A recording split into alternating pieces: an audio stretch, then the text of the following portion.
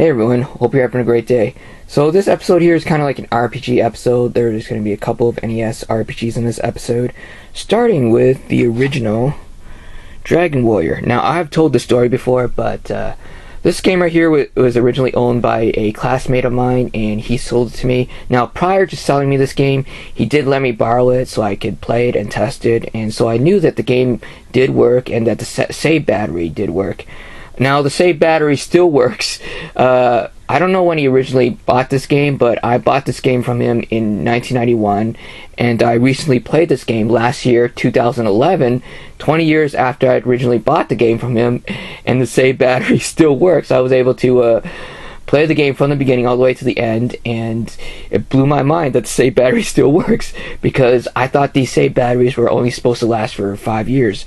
But anyway, back then, I had a friend who apparently he had played and beaten this game multiple times, and so what was cool is that while I was playing this game, I'd go to school, and at recess I was hanging out with him, and we were talking, and I was giving him updates on this game. I was telling him where in the game I was, and he knew exactly where I was. He knew exactly where I needed to go next, and he would just giving me tips and advice on this game, telling me where to go next. He even came over to my house a couple times, watched me play this game, and gave me tips and advice and told me where to go next. So he was a huge help. He was very helpful, and without his help, I probably would not have been able to beat this game back then. Yeah, so it's like he knew this game inside out. It's like he knew this game like the back of his hand. So the next game up is Dragon Warrior 2, and there's a pretty cool story of how I ended up getting this game. Now, when I first heard about this game, I wanted to get it right away or as soon as possible. I couldn't wait for my birthday, couldn't wait for Christmas. I wanted to get the game as soon as possible. So I had to figure out a way in order to get the game. And my report card was about to come in, and at that time I had a pretty good idea that I would be getting all A's on that report card. Yeah, I was a super nerd back then, and I still am. But anyways, I did end up getting all A's on that report card. So I brought my report card, showed it to my dad, and then I asked him if he could buy me a Nintendo game. I asked him, since I got all A's on my report card, could you buy me Dragon Warrior 2? And he was like, let me think about it. Why don't you write down the name of the game you want on a piece of paper? And so I wrote down Dragon Warrior 2 on a piece of paper, gave it to him, and I'm glad he told me to write down the name of the game that I wanted to get, because I wanted to emphasize that I wanted to get Dragon Warrior 2, not Dragon Warrior 1, because I already owned Dragon Warrior 1. So he was about to go out of town for a couple days. So he goes out of town for a couple days, he comes back, and as he's unpacking his stuff, and from his suitcase, he takes out a copy of Dragon Warrior 2, and man, when I saw him taking out that copy of Dragon Warrior 2 from his suitcase, I was just so freaking excited, man. It just felt like, my dad had come through in the clutch. It felt like, yes, he came through in the clutch, baby. It felt like he had hit a walk-off home run in order to win the ball game for us.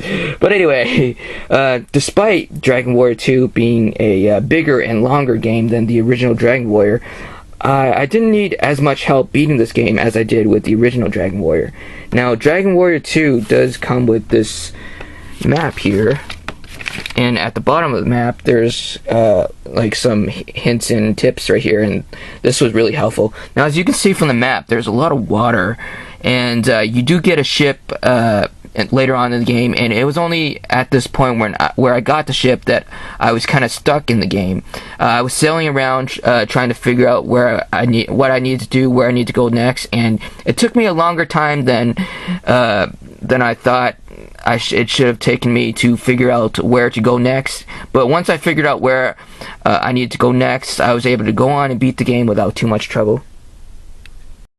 Now, some of you might be wondering if I have Dragon Warrior 3 and 4 for the NES, and if not, have I at least played those two games for the NES?